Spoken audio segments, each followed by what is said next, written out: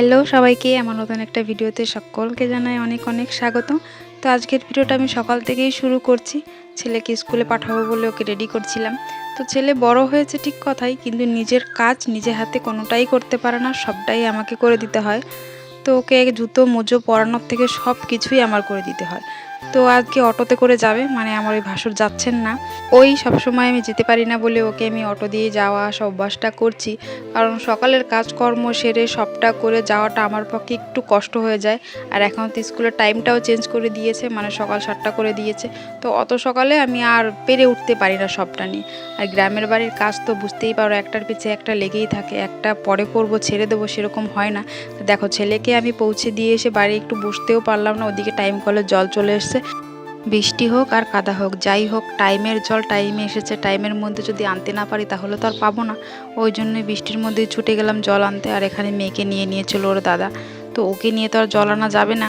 তো কিছুক্ষণ ওর দাদার কাছে থাক, তার মধ্যে আমাকে জলটা এনে কমপ্লিট করতে হবে, না হলে আবার কান্নাকাটি শুরু করবে। তো দেখো, বৃষ্টি তো থামার কোনো নামই নিচ্ছে না। আর এই বৃষ্টি কাদার মধ্যে জলের বালতিটা নিয়ে আসতে যে কী কষ্ট হয় সে একমাত্র আমিই জানি। তো এখানে সকালের জলখাবারটা আমি নিয়ে এসেছিলাম, চা আর রুটি খাবো, আর মেয়ের জন্য এনেছিলাম কাপে করে দুধ। তো কাপে করে দুধ আনার একটাই কারণ, আমরা চা খাই, ও দেখে ও খেতে চায়, ওই জন্য কাপে করে দুধ দিয়ে বলি এটা চা। তবে মেয়েকে বোকা বানানোটা কিছুতেই যায় না, ও বুঝতে পেরে যায় এটা চা নয়, এটা দুধ। তবু ওকে চা বলিয়ে কাজ চালাই আর কি। তো চা তো ওকে দেওয়া যাবে না, ওই জন্য কাপে করে ওকে দুধটাই দিই।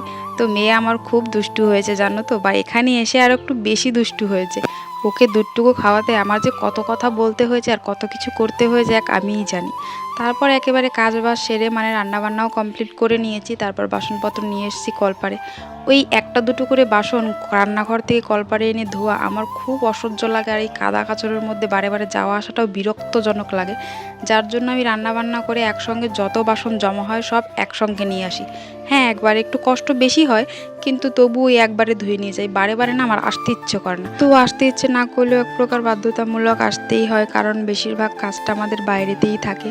আর হ্যাঁ, আজকের ভিডিওটা একটু ঘিজিবিজি হতে পারে, কারণ 2-3 দিনের ক্লিপ মিলিয়ে আমাকে একটা ভিডিও বানাতে হয়েছে। কারণ মধ্যে কয়েকটা দিন ধরে খুব অসুবিধার মধ্যে দিয়ে যাচ্ছি, কারণ ছেলে মেয়ে বলো আমার বলো কারোর শরীর তেমন একটা ভালো নেই, যার জন্য অল্প অল্প ক্লিপ নিয়ে আমাকে একটা ভিডিও বানাতে হয়েছে। তো যাই হোক, দেখো এখানে আমাদের রান্নাঘরের সামনেটা দেখতে পাচ্ছ কীরকম পিছলে আর কীরকম কাদা। তো আমার মাঝে মাঝে মনে হয় কষ্ট করে হেঁটে না যে এখানে বসে যদি একটা কেউ ধাক্কা দিত পিছন দিয়ে, তো সরিয়ে চলে যেতাম একদম কলপারে। এমনটা হলে বেশ ভালোই হতো, কিন্তু আফসোস এমনটা হবে না। তো এখানে দেখো, ছেলে স্কুল থেকে এসে বোনকে একদম কাঁধে তুলে নিয়েছে।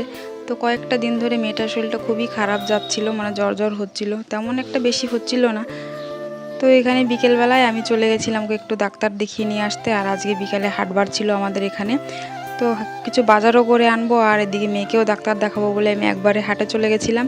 তো ওখান থেকে একটু ডাক্তার দেখিয়ে মেয়েকে তো বাজারে চলে আসলাম, কিছু আলু পেঁয়াজ নেওয়ার ছিল আর কিছু বাজার ছিল, তো টুকিটাকি বাজার করে তারপর মেয়েকে নিয়ে অটোতে বসে পড়েছি বাড়িতে আসবো বলে। যখন থেকে আমরা গাড়িতে বসেছি তখন থেকেই মেয়েটার জ্বর যেন আরও দ্বিগুণ হয়ে উঠছিল। আমার তো ভীষণ চিন্তা হচ্ছিল, তাড়াতাড়ি বাড়ি পৌঁছাতে পারলেই বাঁচি এমন একটা।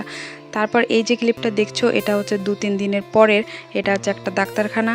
তো এখানে এসেছিলাম ছেলে ও মেয়েকে দুজনকে নিয়ে। তার আগের দিন রাত্রে ছেলে মেয়ের সমানভাবে জ্বর, সারাটা রাত ঘুমোতে পারেনি, জ্বর সর্দি কাশে দুটো ছেলে মেয়ে দুই পাশ দিয়ে কাঁদছিল, এমন লাগছিল যেন এখনই আমার জীবনটা বেরিয়ে যায়। মানে আমি সেই ফিলিংসটা বলে বোঝাতে পারবো না, আমার এত কষ্ট হচ্ছিল। ওই রাতটা যে আমার কিভাবে কেটেছে এক ভগবান আর এক আমিই জানি যে কিভাবে রাতটা কেটেছে। তো যাই হোক, ডাক্তার দেখিয়ে তো আসলাম। আর এই যে দেখছো আমার মেয়ে খাচ্ছে, এটা তার পরের দিনের। ওর জ্বরটা কমেনি, কিন্তু তবুও দেখো মুখে হাসি, মানে যাই হোক মুখে হাসি নিয়ে থাকতে হবে, এটা আমার মেয়ের কাছ থেকে কিন্তু একটা শিক্ষণীয় ব্যাপার। তো ওর যত কষ্টই হোক, ওর খুব খুব খারাপ না লাগলে ও কাঁদে না, ততক্ষণ ওর মুখে একটা হাসি থাকেই। তো এটা আমার মেয়ের একটা প্লাস পয়েন্ট, আমার যেটা খুবই ভালো লাগে। তো এখানে ছেলে মেয়েকে সকালের খাবারটা দিয়ে দিয়েছিলাম, মেয়েকেও দুধ বিস্কুট দিয়েছিলাম, ছেলেকেও তাই। তো ওদেরকে খাইয়ে ওষুধ খাওয়াবো বলে এদের খেতে দিয়েছিলাম। তো ছেলে বলছে মা আমি খাবো না, মানে মুখে কিছুই ভালো লাগছে না, জ্বর তো। আমি বলছি একটু কষ্ট করে খাও বাবা, তোমাকে ওষুধ খেতে হবে।